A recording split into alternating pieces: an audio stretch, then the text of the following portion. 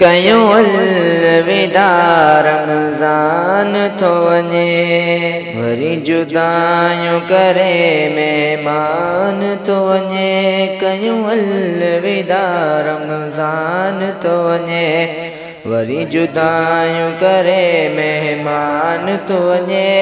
आइंदे साल हुजे के जीअं रहूंदा रमज़ान जा रोज़ा पिया रखंदा कयूं अलविदा रमज़ान थो वञे वरी जुदायूं करे महिमान थो वञे कयूं अलविदा रमज़ान थो वञे जिन कदर कयो रमज़ान जो हूंदो उहो बख़्शिश जो अॼु हक़दार थींदो जिन कदर कयो रमज़ान जो हूंदो उहो बख़्शिश जो अॼु हक़दार थींदो कयूं अलविदा रमज़ान थो वञे वरी जुदायूं करे महिमान थो वञे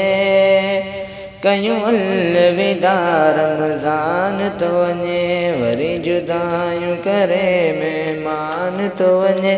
आइंदे साल हुजे के जीअं रहूंदा रमज़ान जा रोज़ा पिया रखंदा कयूं अलविदा रमज़ान थो वञे आशिक़नि जी अखियुनि में हिन ॻोढ़ा रमज़ान खां थी वञनि पिया विछोड़ा आशिक़नि जी अखियुनि में हिन ॻोढ़ा रमज़ान खां थी वञनि पिया विछोड़ा कयूं अलविदा रमज़ान थो वञे वरी जुदायूं करे महिमान थो वञे कयूं अलविदा रमज़ान थो वञे वरी जुदायूं करे महिमान थो वञे अॼु साल हुजे के जीअं रहूंदा रमज़ान जा रोज़ा पिया रखंदा कयूं अलविदा रमज़ान थो वञे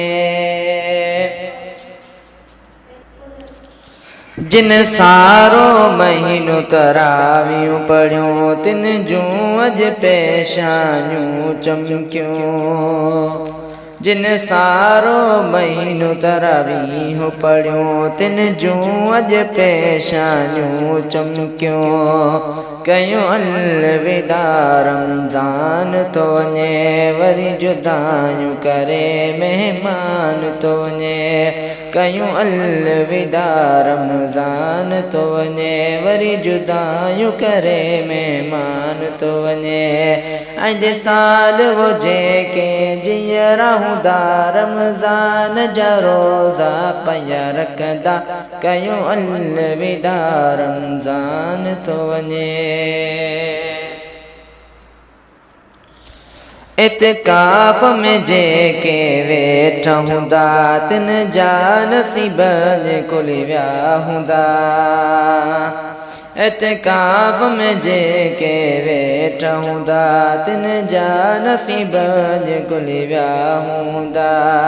कयूं अलविदा रमज़ान थो वञे वरी जुदायूं करे महिमान थो वञे कयूं अलविदा रमज़ान थो वञे वरी जुदायूं करे महिमान थो वञे अॼु साल हुजे के जीअं रहूंदा रमज़ान जा रोज़ा पिया रखंदा कयूं अलविदा रमज़ान थो वञे हिनमें शब क़दर जी रात हुई जंहिंमें रहमतन जी बरसात हुई